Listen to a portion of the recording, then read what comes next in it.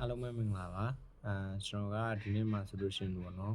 ဖုန်းတွေမှာပါတဲ့ Viber Charging ရဲ့အလုပ်လုပ်ပုံနဲ့ဘယ်လိုပုံစံမျိုးအသုံးဝင်လဲဆိုတဲ့အကြောင်းအရာလေးကိုပြပြပေးသွားမှာဖြစ်ပါတယ်ကျွန်တော်တို့ဖုန်းတွေမှာဆိုလို့ရှိရင်အခုနောက်ပိုင်းပေါ့နော် Viber Charging ဆိုပြီးတော့ပါလာပြီပေါ့နော်အဲ့ကောင်ကကျွန်တော်တို့ဘယ်လိုမျိုးအလုပ်လုပ်တာလဲဆိုလို့ရှိရင်သူကကျွန်တော်တို့အားတွင်းကြိုးကိုထိုးထားလိုက်တဲ့အချိန်မျိုးမှာဆိုလို့ရှိရင်ကျွန်တော်တို့ဥမာ gain ဆော့တာတို့ဗီဒီယိုကြည့်တာတို့ပေါ့နော်အဲ့လိုမျိုးအချိန်ခါမျိုးမှာဆိုလို့ရှိရင်သူက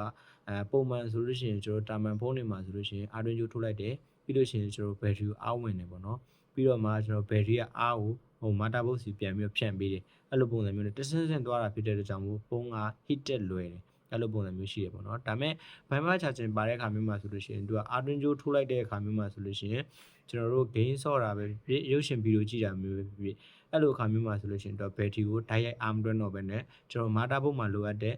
ဘိုးအားတွေကိုပေါ့နော်ကျွန်တော်အားတွေကိုဒီအားတွင်းတဲ့ခြေကနေပြီးတော့ဓာတ်ရိုက်ယူသုံးလိုက်တာပဲဖြစ်ပါတယ်အဲ့တော့ကြောင့်မို့ကျွန်တော်သူ့ရဲ့အားတာချက်အနေနဲ့ဆိုလို့ရှိရင်ဒီဖုန်းဘက်ထရီစားပို့ပြီးတော့တက်တာတယ်နောက်တစ်ခုကကျ battery cycle နဲတော့ဖြစ်တဲ့အတွက်ကြောင့်ကျွန်တော် battery တက်တန်းပို့ပြီးတော့ကြာနေတယ်ပေါ့နော်ပြီးလို့ရှိရင်ကျွန်တော် gain ဆော့တဲ့အခါမျိုးမှာဆိုလို့ရှိရင်heat မတက်တော့ဘူးပေါ့နော်ပုံမှန် heat တိုင်းလေးပဲရှိရဖြစ်တဲ့အကြောင်းဖုန်းမပူတော့ဘူးနောက်တစ်ခုကကျ frame rate တွေပါကြာမှာစိုးရင်ကြမလို့ပေါ့နော်အဲ့တခုပို့ပြီးတော့မှအားတာပါတယ်အဲ့ကောင်ကိုအသုံးပြုချင်တယ်ဆိုလို့ရှိရင်တော့ဖုန်းရဲ့ hardware ပိုင်းက support ပေးလို့မျိုးပေါ့နော်software ပိုင်းမှာဆိုလို့ရှိရင်လည်းသူ့ရဲ့ feature ကိုသုံးနိုင်ဖို့အတွက် on ပေးထားဖို့လိုပါလိမ့်မယ်